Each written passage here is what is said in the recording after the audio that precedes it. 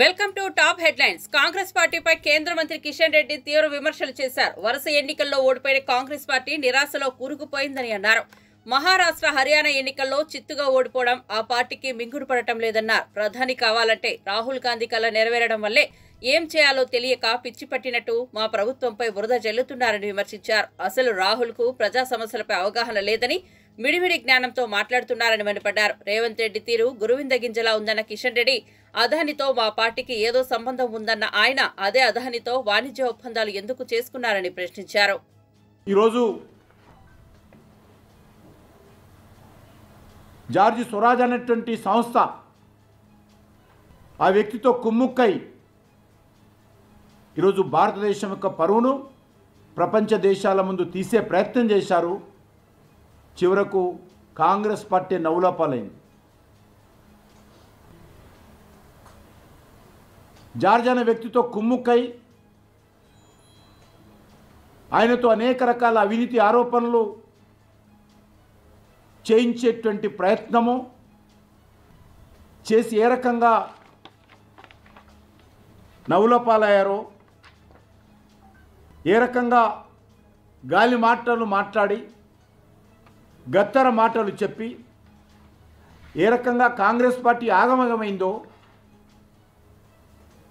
మనం చూస్తున్నాం.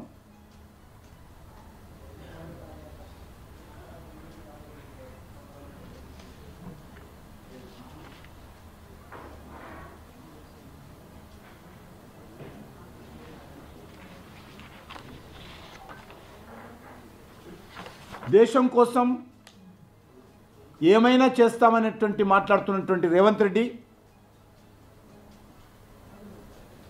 ఆధారాలు లేనటువంటి ఆరోపణలు చేస్తే ఏ ఒక్క దేశ పౌరుడు కూడా కాంగ్రెస్ పార్టీ చర్యలను సమర్థించడం మనవి చేస్తా ఉన్నాను. నిన్నగాక మొన్న జరిగినటువంటి మహారాష్ట్ర ఎలక్షన్స్, అంతకుముందు జరిగినటువంటి హర్యానా ఎలక్షన్స్, అంతకుముందు జరిగినటువంటి జమ్మూ కాశ్మీర్ ఎలక్షన్స్, 6 నెలల క్రితం జరిగినటువంటి పార్లమెంట్ ఎన్నికలు, వరుసగా అన్ని ఎన్నికల్లో ఒకటి తర్వాత ఒకటి ఓడిపోతూ ప్రజలలో ప్రాబల్యాన్ని కోల్పోయినటువంటి కాంగ్రెస్ పార్టీ ఒక నీచమైనటువంటి దిగజారుడు రాజకీయాలు ఈ దేశంలో చేస్తూ ఉంది. రాహుల్ గాంధీ ప్రధానమంత్రి కాలేకపోయానని గత 3 ఎన్నికల్లో ఆశ పెట్టుకొని ఎన్నికల్లో పోటీ చేసినా ఆంధ్రప్రదేశ్లో ఇటీవలే సాగునీటి సంఘాల ఎన్నికలు జరిగాయి. అయితే రాష్ట్రంలో ప్రభుత్వ సమర్థ పాలన వల్లే సాగునీటి సంఘాల ఎన్నికలన్నీ ఏకగ్రీవమయ్యాయని రాష్ట్ర దేవాదాయ శాఖ మంత్రి ఆనం రామనారాయణ రెడ్డి అన్నారు. నెల్లూరులో ఏర్పాటు చేసిన విలేకరుల సమావేశంలో ఆయన మాట్లాడుతూ సాగునీటి సంఘాల ఎన్నికలపై ప్రతిపక్షాలు చేస్తున్న ఆరోపణలు అర్ధరహితమన్నారు. వైఎస్సార్ కాంగ్రెస్ పార్టీ ప్రభుత్వ హయాంలో సాగునీటి సంఘాలకు ఎన్నికలు నిర్వహించలేదని, అప్పట్లో ఆ ప్రభుత్వానికి ధైర్యం లేదన్నారు. వైస్ చైర్మన్గా ఎన్నుకోవాల్సింది ఉంటుంది. అట్లా సోమశిల ప్రాజెక్టుకు ఒకటి ఉంది. మేజర్గా పెండాన్ డెల్టా సిస్టమ్కి కూడా ఒక ప్రాజెక్ట్ కమిటీ ఉంది. ఇవి రెండు కాక మనకి 2 మీడియం ఇరిగేషన్ ప్రాజెక్టులు ఉన్నాయి. మీడియం ఇరిగేషన్కి కూడా ప్రాజెక్ట్ కమిటీలు మీడియం ఇరిగేషన్లో ఉన్నాయి. దానికి కూడా ఎన్నికలు రేపు 21వ తారీఖున జరగాలి. కాబట్టి దానికి కావాల్సినటువంటి ఏర్పాట్లన్నీ కూడా నెల్లూరు జిల్లాలో ఉన్నటువంటి మన సోమశిల ఇరిగేషన్ డిపార్ట్మెంట్, తెలుగు గంగ అందరు ఇంజనీర్లు జిల్లా కలెక్టర్ గారి ఆధీనంలో ఉండి పనిచేయడం జరుగుతుంది. ఈ 21వ తారీఖున ఆ మీడియం ఇరిగేషన్ ప్రాజెక్టులు, మేజర్ ఇరిగేషన్లో ఉన్న 2 ప్రాజెక్టులు పెద్ద వాటికి కూడా ప్రాజెక్ట్ కమిటీలు చైర్మన్, వైస్ చైర్మన్ల ఎన్నిక చేయడం జరుగుతుందని చెప్పి నేను ఈ సందర్భంగా తెలియజేస్తున్నాను. ప్రాజెక్ట్ చైర్మన్లు, వైస్ చైర్మన్లు అన్నీ కూడా ఇప్పటికే ఇరిగేషన్ శాఖ మంత్రి గారి దగ్గర నుంచి ఆదేశాలు వచ్చాయి. మాకు కూడా నిన్న టెలికాన్ఫరెన్స్లో చెప్పడం జరిగింది. ఎవరైతే డిస్ట్రిబ్యూటరీ కమిటీ చైర్మన్లుగా ఉన్నారో వాళ్ళల్లో ఎవరు ప్రాజెక్ట్ కమిటీ చైర్మన్లుగా ఎన్నికైతే బాగుంటుందని స్థానికంగా ఉన్నటువంటి మీరందరూ అభిప్రాయపడతారో ఆ అభిప్రాయాల మేరకు మీ నివేదికలు పంపండి. దీన్ని పూర్తి స్థాయిలో విచారణ చేశాక పార్టీ నాయకత్వం ఒక ఆలోచన చేస్తుంది. రాష్ట్ర స్థాయిలో ముఖ్యమంత్రి గారి ఆలోచన మేరకు అన్ని జిల్లాల్లో ఉన్న ప్రాజెక్ట్ కమిటీ చైర్మన్లని ఎంపిక చేసుకోవడం జరుగుతుంది. ఇది ఉన్నటువంటి విధానం. కాబట్టి ఈరోజు సాయంత్రంకంతా ఇన్ఛార్జి మంత్రివర్యుల ద్వారా ఈ ప్రాజెక్ట్ కమిటీలకి ఎవరినైతే ప్రపోజ్ చేస్తున్నారో ఆ పేర్లు ప్రభుత్వానికి పంపడం జరుగుతుంది. 21వ తారీఖు ఇవాళ నెల్లూరు జిల్లాలో ఉన్నటువంటి విధానంలో కానీ చూస్తే ఏవైతే డిస్ట్రిబ్యూటరీ కమిటీలు ఉన్నాయో ఆ డిస్ట్రిబ్యూటరీ కమిటీలన్నీ కూడా ఇవాళ రైతు వారీగా చూస్తే రైతు కమిటీలుగా ఏర్పడ్డాయి. భయం అనేది ఏపీ మాజీ సీఎం జగన్మోహన్ రెడ్డి బ్లడ్ లోనే లేదని మాజీ మంత్రి రోజా ఆసక్తికర వ్యాఖ్యలు చేశారు. జగన్ వెనుక నడుస్తున్న తాము కూడా ఎవరికీ భయపడమని ఆమె చెప్పారు. ప్రభుత్వాన్ని ప్రశ్నిస్తున్న వైసీపీ నేతలపై తెలుగుదేశం పార్టీ నాయకులు దాడులు చేస్తున్నారని రోజా ఆగ్రహం వ్యక్తం చేశారు. తమ పార్టీ నేతలు ఎవరూ తప్పు చేయలేరని, మోసాలు, ఈవీఎం ట్యాంపరింగ్లతో కూటమి అధికారంలోకి వచ్చిందన్నారు. సూపర్ 6 అంటూ జనాలను మోసం చేసిన వాళ్లు సిగ్గుపడాలన్నారు. 6 నెలలుగా ఈ ప్రభుత్వం చేస్తున్నది ప్రతిపక్షంపై కక్ష సాధింపు చర్యలు మాత్రమేనని చెప్పారు. కూటమి ప్రభుత్వ హనీమూన్ కాలం ఆగిపోయిందని హెచ్చరించారు. నీతిమాలిన రాజకీయాలు చేస్తున్న కూటమిని అందరం ఒక్కటే ఎదుర్కొంటామన్నారు. అధికారులు చట్టవిరుద్ధంగా పనిచేసే హెరాస్మెంట్ కేసులు వేయడం ఖాయమన్నారు. వైసీపీ నాయకులందరం నియోజకవర్గంలో కార్యకర్తలను ఎప్పుడు అందుబాటులో ఉంటామని మాజీ మంత్రి రోజా పేర్కొన్నారు. తాగే నీళ్ల దగ్గర నుంచి ప్రజలకి అన్ని అందుబాటులోకి తీసుకొచ్చే సచివాలయం, ఆర్బీకే సెంటర్ అన్ని కూడా ఇక్కడ లీడర్లు వాళ్ళ ల్యాండ్ ఇచ్చి కట్టించి ప్రజలకు అన్ని అందుబాటులోకి తీసుకొచ్చారు. కానీ తెలుగుదేశం గతంలో 14 సంవత్సరాలు అధికారంలో ఉన్న చంద్రబాబు నాయుడు అప్పుడు ఏం చేయలేదు. ఇప్పుడు అధికారంలోకి వచ్చాక ఇప్పుడు కూడా ఏం చేయకుండా వాళ్ళు ఫెయిల్యూర్ అయిన విషయాన్ని కప్పిపుచ్చుకోవడానికి ఈ విధంగా కొంతమందిని టార్గెట్ చేసి వైఎస్ఆర్ కాంగ్రెస్ పార్టీ లీడర్ని వేధించడం, భయభ్రాంతులు చేయాలన్న ఆలోచనతో ముందుకు వెళ్తున్నారు. వాళ్ళు అర్థం చేసుకోవాల్సింది ఒక్కటే, మా నాయకుడు జగన్మోహన్ రెడ్డి గారు భయం అనేది ఆయన బ్లడ్ లో లేదు. ఆయన వెనక పనిచేస్తున్న మేమందరం కూడా జగనన్న సైనికులుగా ముందుకు వెళ్తున్నాం. ఎవరికి భయపడే పరిస్థితి లేదు. ఎందుకంటే వైఎస్ఆర్ కాంగ్రెస్ పార్టీలో మేమెవరూ తప్పు చేయలేదు. 5 ఏళ్లు కూడా ప్రజలకి మంచే చేశాం. నియోజకవర్గాలన్నీ అభివృద్ది చేశాం. ఈ రోజు మీరు మోసంతో అధికారంలోకి వచ్చారు. ఈవీఎంలు మ్యానిపులేట్ చేసి వచ్చారు. ఏ విధంగా సూపర్ 6 అంటూ ప్రజల్ని మోసం చేసి వచ్చారు. మీరు సిగ్గుపడాలి, మేము సిగ్గుపడాల్సిన అవసరం లేదు. కానీ ఈ రోజు టీడీపీ వాళ్ళని హెచ్చరిస్తున్నాం, ఇలాంటి పనికిమాలిన కార్యక్రమాలు మరొకసారి చేస్తే సహించేది లేదు. అధికారంలోకి వచ్చారు, హనీమూన్ పీరియడ్ కదా, 1 ఇయర్ మాకు ఇవ్వండి అంటారనే సైలెంట్ గా ఉన్నాం. కానీ రోజు రోజుకి నీతిమాలిన రాజకీయాలు మీరు ఎక్కువ చేస్తున్నారు కాబట్టి ఇక సహించేది లేదు. మేము మా వాళ్ళకి ఎవరికి ప్రాబ్లం చేసినా కూడా ఒక యూనిటీగా మిమ్మల్ని ఎదుర్కొంటామని కూడా ఈ సందర్భంగా తెలియజేసుకుంటున్నాం. ఎందుకంటే గ్రామాల్లో తెలుగుదేశం పార్టీ నాయకులకి ప్రజల్లో గౌరవం లేదు, అభిమానం లేదు కాబట్టే ఈరోజు సీఎల్ని, ఎంఆర్ఓల్ని, ఎంపీడీఓల్ని బెదిరించుకొని వాళ్ళని పంపించి ఇలాంటి నీతిమాలిన చర్యలు చేస్తున్నారు. అసలు ఎంత సిగ్గుచేటంటే మున్సిపాలిటీల్లో రోడ్ల మీదకి వచ్చేస్తుంటే వాటిని ఎవరు కొట్టరు. రోడ్ ఎక్కడుంది, ఇల్లు ఎక్కడుంది, ఇంటి ముందున్న దాన్ని కొట్టేసి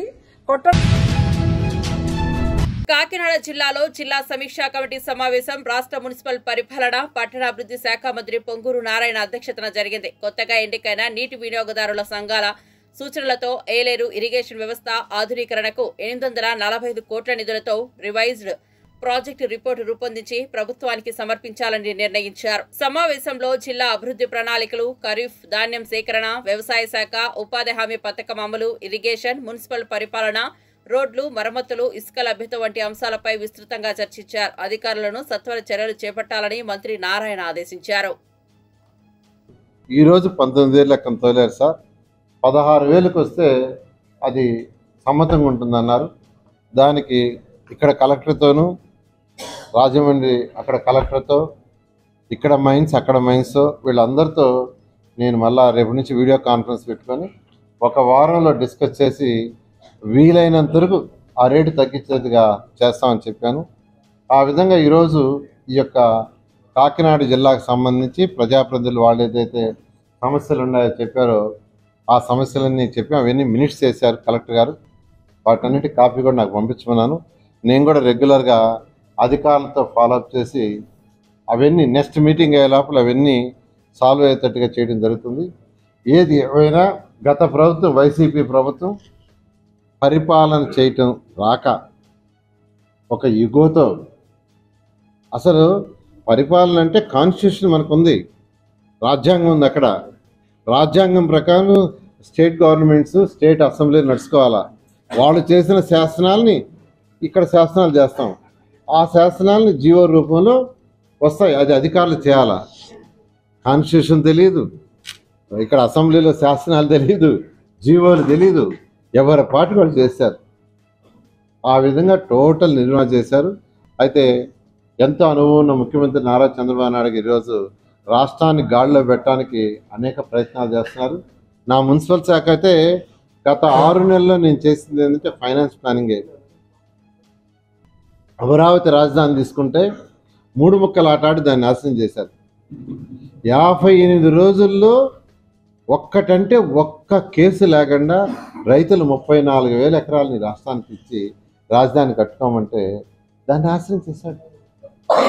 41,000 కోట్లకి 2014-19లో నేను టెండర్స్ ఇచ్చా, రోడ్లకి, డ్రైన్స్కి, బిల్డింగ్స్కి. 5,000 కోట్లు పే కూడా చేశాం. వాళ్ళకి ఇంకా 3,000 కోట్లు ఇవ్వాలా. 5 సంవత్సరాలు దాటిపోయింది పాపం. దాన్ని నిర్ణయం చేశాడు. రైతులను ఇబ్బంది పెట్టారు, కేసులు పెట్టారు. అయితే ఈ 6 నెలల్లో నేను మంత్రిగా, రాజధాని మంత్రిగా చేసింది ఏంటంటే ఎటువంటి ఇబ్బంది లేకుండా మళ్ళీ లీగల్ ప్రాబ్లం రాకుండా. ఎందుకంటే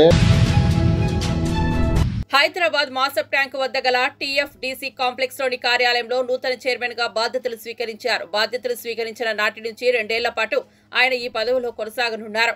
డిసెంబర్ 18న దిల్ రాజు తన పుట్టినరోజు సందర్భంగా ఈ పదవి బాధ్యతలు చేపట్టడం విశేషం. ఈ కార్యక్రమానికి సినిమాటోగ్రఫీ మంత్రి కోమటిరెడ్డి వెంకటరెడ్డి సహా పలువురు అధికార పార్టీ ప్రజాప్రతినిధులు, సినీ ఇండస్ట్రీ ప్రముఖులు హాజరై దిల్ రాజుకు శుభాకాంక్షలు తెలిపారు. దిల్ రాజు సారథ్యంలో తెలుగు సినిమా పరిశ్రమ అభివృద్ధి మరింత వేగవంతం కావాలని, ప్రపంచ స్థాయిలో మరిన్ని విజయాలు సాధించాలని ఆకాంక్షించారు. గవర్నమెంట్కి మధ్యలో డెవలప్ చేయాల్సిన అవసరం ఎంతైనా ఉంది. ఎందుకంటే ఒకప్పుడు ఎఫ్డీసీ అంటే సినిమా ఇండస్ట్రీకి అన్ని రకాలుగా సినిమా ఇండస్ట్రీలో ఇన్వాల్వ్ అయి ఉండేది. సో మళ్ళీ ఆ పూర్వ వైభవం ఎఫ్డీసీకి తీసుకురావాలనేది సీఎం రేవంత్ రెడ్డి గారి ఆలోచన. సో దాని గురించి నన్ను ఎఫ్డీసీ చైర్మన్గా నియమిస్తున్నానని చెప్పారు. సో 100% సీఎం రేవంత్ రెడ్డి గారి విజన్కి ఈ ఫిలిం ఇండస్ట్రీని గవర్నమెంట్ మధ్యలో తెలంగాణలో ఫిలిం ఇండస్ట్రీని ఇంకా గ్రోత్ చేయాలి. అలాగే తెలంగాణ ఇంతకుముందు తెలంగాణ తెలుగు సినిమాలకి, అలాగే ఇప్పుడు స్టేట్స్ సపరేట్ అయిన తర్వాత తెలంగాణలో తీసే సినిమాలకి ఎంకరేజ్ చేస్తూ ఈ సంస్కృతి, తెలంగాణ సంస్కృతిలో సినిమాలు వచ్చేలాగా ప్రయత్నం చేస్తూ తెలంగాణలో ఫిలిం ఇండస్ట్రీని గ్రో చేయాలి. అలాగే తెలుగు ఫిలిం ఇండస్ట్రీ ఇప్పుడు హైదరాబాద్లో మద్రాసు నుంచి హైదరాబాద్ వచ్చినప్పటి నుంచి ఎంతో తెలుగు ఫిలిం ఇండస్ట్రీ గ్రో అయింది. ఆ గ్రోత్ ఇంకా పెరిగేలాగా ఇండియన్ ఫిలిం ఇండస్ట్రీని కూడా హైదరాబాద్లో ఎన్నో షూటింగ్లు జరుగుతున్నాయి ఆల్ లాంగ్వేజెస్లో, అది ఇంకా గ్రోత్ అయ్యేలాగా ఈ ఫిలిం ఇండస్ట్రీకి హైదరాబాద్ బేస్డ్గా ఇండియన్ ఫిలిమ్స్ గ్రో అయ్యేలాగా చేయాలి. ఇలాంటి ఎన్నో ఆలోచనలతో సీఎం రేవంత్ రెడ్డి గారు ఈ ఎఫ్డీసీ చైర్మన్గా నన్ను నియమించారు. సో ఫిలిం ఇండస్ట్రీలో ఇటు Telugu film chamber of commerce కానీ, అలాగే Telangana film chamber of commerce కానీ ఫిలిం ఇండస్ట్రీకి కావాల్సిన గవర్నమెంట్ నుంచి ఏమేమి పనులు చేపియాలి, ఏమేమి చేయాలని ఎఫ్డీసీ వారధిగా ఉంటూ అటు ఫిలిం ఇండస్ట్రీకి, ఇటు గవర్నమెంట్కి, ఇటు ఫిలిం ఇండస్ట్రీ అంటే ఇక్కడ తెలంగాణలో ఉన్న ఎగ్జిబిటర్స్ వాళ్ళకి ఎన్నో సమస్యలు ఉన్నాయని చెప్తున్నారు. సో గవర్నమెంట్తో మాట్లాడేవి సాల్వ్ చేయాలి. అలాగే ప్రొడ్యూసర్స్ ఎప్పుడు హైదరాబాద్లో షూటింగ్ జరుగుతున్నప్పుడు మాకు సింగిల్ విండో షూటింగ్లు జరిగేలాగా ఇమ్మీడియట్లీ పర్మిషన్స్ వచ్చేలాగా ఎప్పుడు మాకు ఛాంబర్లో డిస్కషన్ జరుగుతాయి. ఇవి ఆల్రెడీ వాళ్ళు అడిగిన ఈ పాయింట్స్ అన్నీ ఇమ్మీడియట్గా గవర్నమెంట్ దృష్టికి తీసుకెళ్ళి అన్నిటినీ స్మూత్ చేసి అందరికీ ఈ ఎఫ్డీసీ అటు ఫిలిం ఇండస్ట్రీకి ఇటు గవర్నమెంట్ మధ్యలో తెలంగాణలో గ్రో చేయడానికి ప్రయత్నం చేస్తాం. హైదరాబాద్ ఆర్టీసీ క్రాస్ రోడ్లోని సంధ్యా థియేటర్ ఘటనలో తీవ్రంగా గాయపడిన శ్రీతేజ్ ను సినీ నటుడు అల్లు అర్జున్ తండ్రి నిర్మాత అల్లు అరవింద్ పరామర్శించారు. సికింద్రాబాద్ లోని కిమ్స్ ఆసుపత్రిలో చికిత్స పొందుతున్న శ్రీతేజ్ ను పరామర్శించి కుటుంబ సభ్యులతో మాట్లాడారు. శ్రీతేజ్ ఆరోగ్య పరిస్థితిపై వైద్యులను అడిగి తెలుసుకున్నారు. ఆర్టీసీ క్రాస్ రోడ్లోని సంధ్యా థియేటర్ వద్ద జరిగిన తొక్కిసలాటలో గాయపడిన శ్రీతేజ్ 2 వారాలుగా కిమ్స్ ఆసుపత్రిలోనే చికిత్స పొందుతున్నాడు. శ్రీతేజ్ ఆరోగ్య పరిస్థితిని విషమంగానే ఉందని కిమ్స్ వైద్యులు చైతన్, విష్ణుతేజ్ వెల్లడించారు. ఐసీయూలో వెంటిలేటర్ పై ఉన్నట్లు చెప్పారు. మెదడుకు ఆక్సిజన్ సరిగ్గా అందడం లేదని, బాలుడిని నిరంతరం పర్యవేక్షిస్తున్నట్టు చెప్పారు. ట్యూబ్ ద్వారా ఆహారం అందిస్తున్నామన్నారు. అందరికీ నమస్కారం. ఇప్పుడే హాస్పిటల్ ఐసీయూలో ఉన్న శ్రీతేజ్ ఐసీయూలో చూసి బయటికి వస్తున్నాను. డాక్టర్స్ అందరితోటి నేను మాట్లాడాను. అబ్బాయి రోజు రోజుకి రికవర్ అవుతున్నారు. లాస్ట్ 14 డేస్లోనూ, పర్టికులర్ లాస్ట్ 10 డేస్లో రికవరీ కనపడుతుంది. బట్ చాలా టైం పట్టొచ్చు అని కూడా చెప్పారు. ఇలాగా ఆ అబ్బాయి కోలుకోవడానికి ఏమైనా చేయడానికి మేము సిద్ధంగా ఉన్నాము. అది కాకుండా ప్రభుత్వం కూడా వచ్చి మేము దీన్ని తీసుకుంటాము, ఈ అబ్బాయిని సంపూర్ణ ఆరోగ్యంతో చూడడానికి ప్రభుత్వం కూడా ముందు రావడం చాలా అభినందనీయం. చాలామంది అభిమానులు కానీ, బంధువులు కానీ, మిత్రులు కానీ అల్లు అర్జున్ ఎందుకు హాస్పిటల్కి వెళ్ళలేదు అని అడుగుతున్నారు. దానికి కారణం చెప్తాను. స్టాంపేడ్ జరిగిన రోజు మరుసటి రోజు మార్నింగే అల్లు అర్జున్ వద్దామని అనుకుంటే హాస్పిటల్ అధికారులు నిన్నే కదా జరిగింది, ఇవాళ ఈ హాస్పిటల్కి వచ్చి ఇక్కడ ఇంకొక ఇన్సిడెంట్ని ఎందుకు అవాయిడ్ చేయమని చెప్పి అడిగారు. కరెక్టే కదా అనిపించింది. రాలేకపోయారు. ఆ రోజునే కేసు పడింది. ఆ కేసులో పడిన తర్వాత మన legal team headed by Niranjan garu strongly advised Bunny should not go to the hospital at all or meet the parents, ఇట్లా అని చెప్పి గట్టిగా చెప్పారు. ఆ తర్వాత మేము రావడానికి అనేక నిబంధనలు, మళ్ళీ నేను ప్రభుత్వాన్ని పర్మిషన్ అడిగాను. నేనన్నా కనీసం వెళ్ళి చూస్తే బాగుంటుంది అని. ఎందుకంటే ఓ రోజు బన్నీ బాధపడుతూ నేను చూడలేకపోయాను, నువ్వన్నా వెళ్ళి చూసిరా డాడీ అని అడిగాడు. నేను ప్రభుత్వాన్ని అడిగితే వారు పర్మిషన్ ఇచ్చారు. ఈ పర్మిషన్ నాకు ఇచ్చిన చీఫ్ మినిస్టర్ గౌరవనీయులు రేవంత్ రెడ్డి గారికి, పోలీస్ శాఖకి, మన హాస్పిటల్ అధికారులు, సిఇఓ గారు అభిమన్యు, మెడికల్ డైరెక్టర్ సంబిత్ గారు, వీరందరికీ, హాస్పిటల్ వర్గానికి అందరికీ నా కృతజ్ఞతలు తెలియజేస్తున్నాను. అంబేద్కర్ పేరు ఎత్తితే హోంమంత్రి అమిత్ షాకు వణుకు పుడుతుందని టీపీసీసీ ప్రధాన కార్యదర్శి అద్దంకి దయాకర్ అన్నారు. పార్లమెంట్లో అమిత్ షా ప్రసంగంపై స్పందించిన ఆయన ట్విట్టర్ వేదికగా వీడియో విడుదల చేశారు. ఆయన మాట్లాడుతూ అంబేద్కర్ బదులు ఎన్నిసార్లు దేవుడి పేరు ఎత్తితే స్వర్గంలో ఉండేవారని అమిత్ షా అంటున్నారని, అలాంటి వ్యక్తి రాజ్యాంగాన్ని గౌరవిస్తాడంటే ఎవరు నమ్ముతారని అన్నారు. అలాగే బీజేపీ, బీఆర్ఎస్ అంబేద్కర్ ని అవమానిస్తుంటే ఇది అమిత్ షా రూపంలో చూడవచ్చని ఘాటు వ్యాఖ్యలు చేశారు. అమిత్ షాకు అంబేద్కర్ పేరు ఎత్తితే ఎందుకు వణుకు పుడుతుందో అర్థం కావడం లేదని ఎద్దేవా చేశారు. ప్రభుత్వంలో నెంబర్ 2గా ఉంటున్న అమిత్ షా అంబేద్కర్ రాసిన రాజ్యాంగం ప్రకారం రాజ్యాంగానికి పుట్టిన నాయకుడు అమిత్ షా. అంబేద్కర్ రాజ్యాంగ నిర్మాత అంటే రాజ్యాంగ పిత. రాజ్యాంగ పితనే అవమానించే అమిత్ షా రాజకీయాలకు అవసరమా? అసలు ఇలాంటి వ్యక్తులను మంత్రులుగా నియమింపజేసుకొని ఆర్ఎస్ఎస్, బీజేపీ అంబేద్కర్ భావజాలాన్ని, బడుగు బలహీన వర్గాల అస్తిత్వాన్ని అణగదొక్కే కుట్రలు చేస్తారంటే దానికి ఇంతకంటే ఎక్కువ ప్రత్యక్ష ఉదాహరణ ఏం లేదు.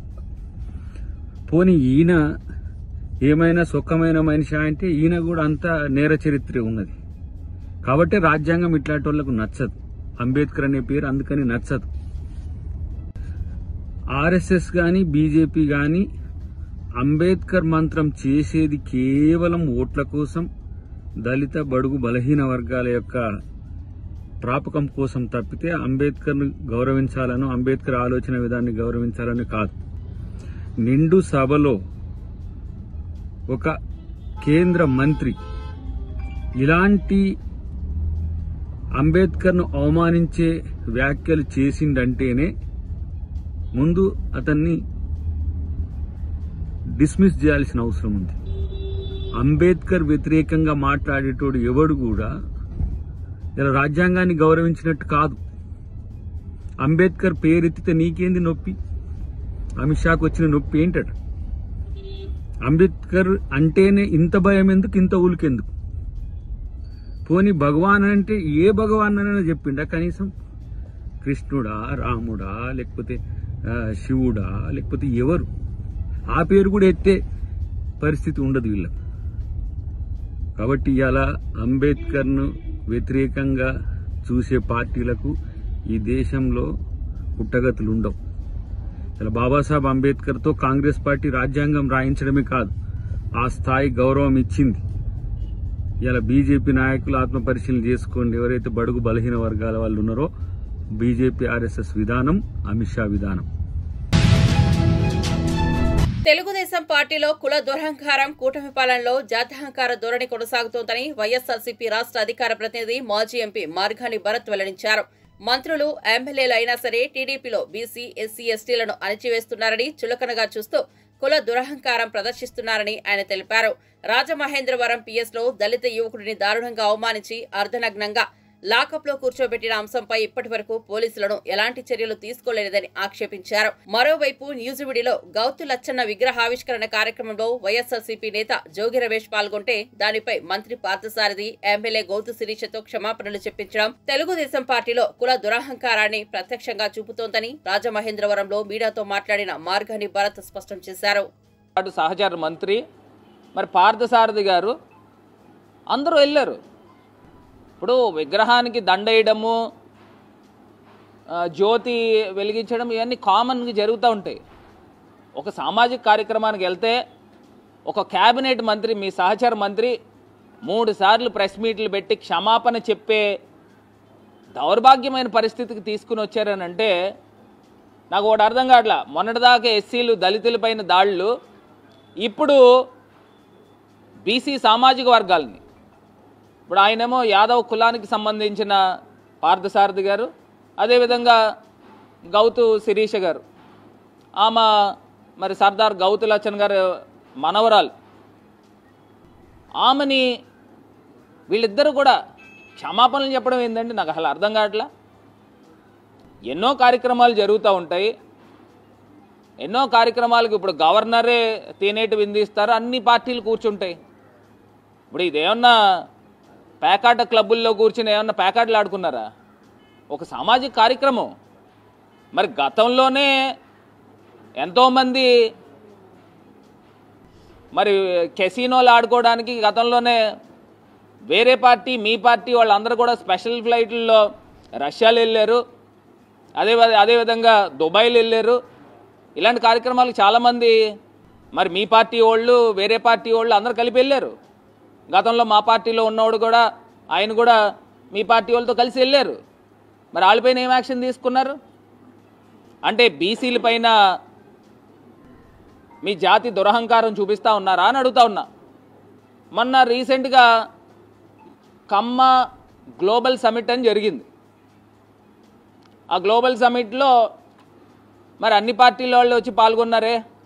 ఆ కమ్మ గ్లోబల్ సమిట్లో మరి అన్ని పార్టీల వాళ్ళు ఉన్నారు. మరి అప్పుడు మీకు కనిపించలేదా?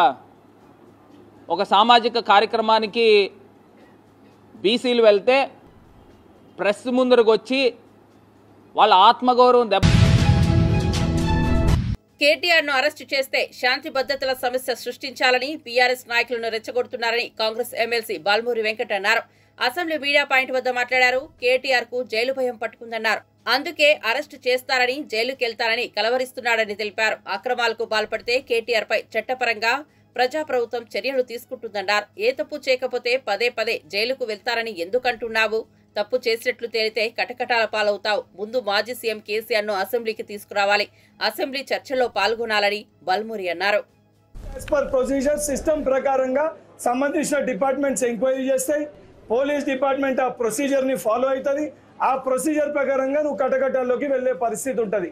కానీ ప్రతిసారి ఏ అంశం మాట్లాడినా కూడా నన్ను లోపలేస్తారు అబ్బా నేను లోపల పోతా, నన్ను లోపలేస్తారు అబ్బా నేను లోపల పోతా అంటే ప్రతి విషయంలో కూడా ఈరోజు యావత్ తెలంగాణ సమాజానికి గుమ్మడికాయలు దొంగెవరు అంటే భుజాలు తడుముకున్నట్టు ప్రతి అంశంలో కూడా జరిగిన ప్రతి అవినీతిలో కూడా నీరే భాగస్వామ్యం ఉంది, అందుకు నువ్వు లోపల పోయే పరిస్థితి ఉంది అని చెప్పని నువ్వే పదే పదే మీరే ఏదైతే మీడియా ముఖంగా మాట్లాడుతారో 100% గత 10 ఏళ్లలో అది ఏ అంశం అన్నా కానీ ఏ స్కీమ్లో అన్న స్కామ్ జరిగింటే అది విద్యారంగం కానీ వైద్యారంగం కానీ ఇరిగేషన్ కానీ ఎలక్ట్రిసిటీ కానీ ఈ రేసింగ్ కానీ ప్రతి అంశం పైన తెలంగాణ ప్రజల సొమ్ముని ఏదైతే దోచుకొని ఏదైతే ప్రొసీజర్ ప్రకారంగా కాకుండా మీకున్న ఒక అధికారాన్ని అడ్డం పెట్టుకొని ఎవరు మమ్మల్ని ఏమి చేయలేదని ఒక అహంకారంతో ఏమన్నా తప్పులు చేసింటే ఈ ప్రజాప్రభుత్వంలో దాన్ని ప్రొసీజర్ ప్రకారంగా ఇన్వెస్టిగేట్ చేయడం జరుగుతుంది.